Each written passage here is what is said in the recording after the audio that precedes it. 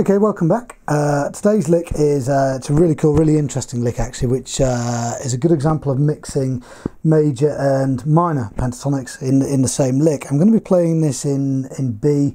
It's B major and then B minor. I'll tell you what I'll do. I'll play it a couple of times and then we'll take you through it note by note.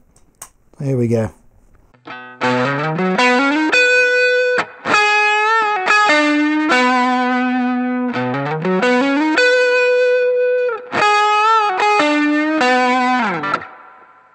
Okay, so as I said, we're starting off in B major for that, and it's going up in what's called a bit of an arpeggiated riff, really, in the major, and then at the end it's switching to minor. It's something that I got off a couple of guys on YouTube a couple of years ago actually, and it works really, really well.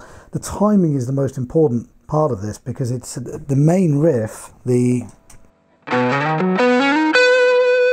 starts on the 1 and it ends on the 3, so you've still got one sort of, you've still got to end the bar of 4 before you go into the next bit. So the timing is the cool thing about it, and it's what gives it that sort of unique flavour.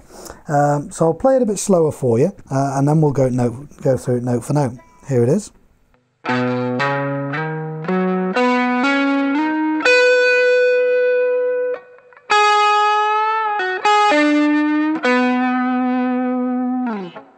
Okay, so we're starting off on the low E, on the 6th string, and we're going to start on the 7th fret, the B note. And then we're going to hammer on to the 9th, and then slide up to the 11th.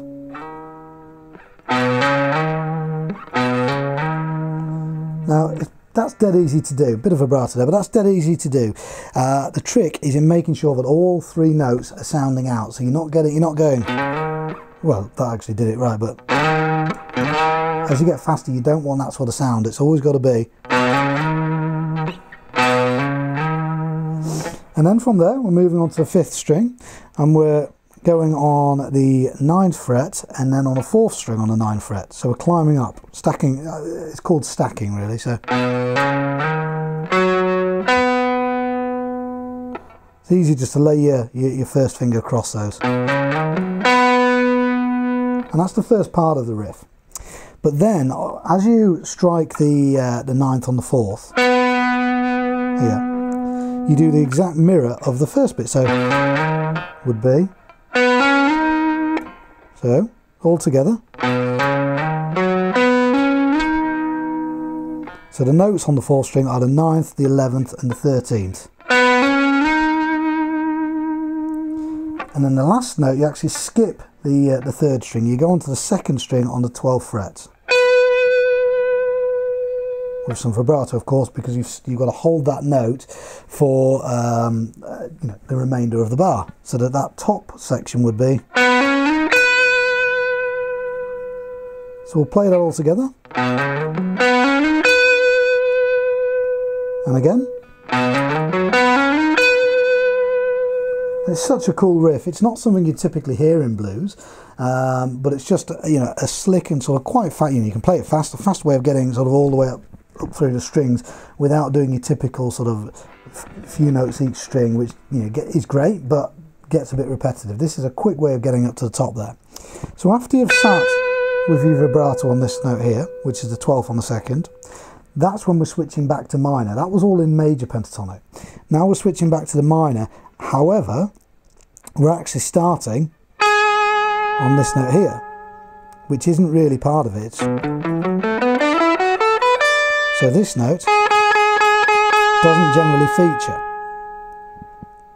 but it works really, really well. So we're on the 7th on the 2nd string, and we're going to, I'm not sure if you can quite tell that, so we're going to bend, and then we're bending back down, and then hammering off, pulling off, sorry.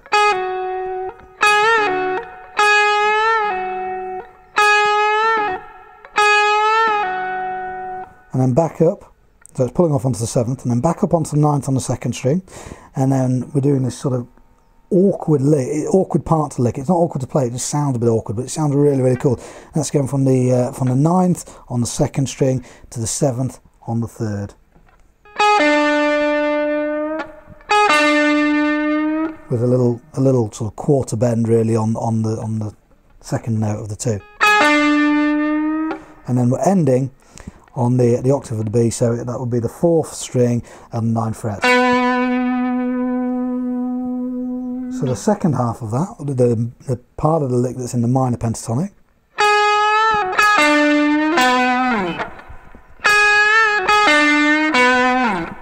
So we'll play the whole thing together again.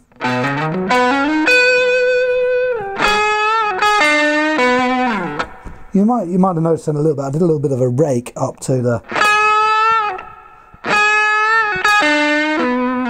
If you want to do that, it's fine. As with all of these licks, you can put your own stamp on them just to make them unique. But it's a really cool lick. It mixes the major and the minor, which gets people's attention, gets them to sort of listen to what you're doing.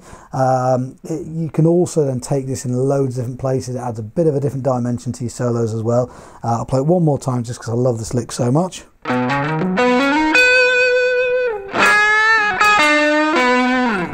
And then obviously I've done a little bit of slide at the end there, and that just works great. So have fun with it. If you've got any comments, put them in the box below.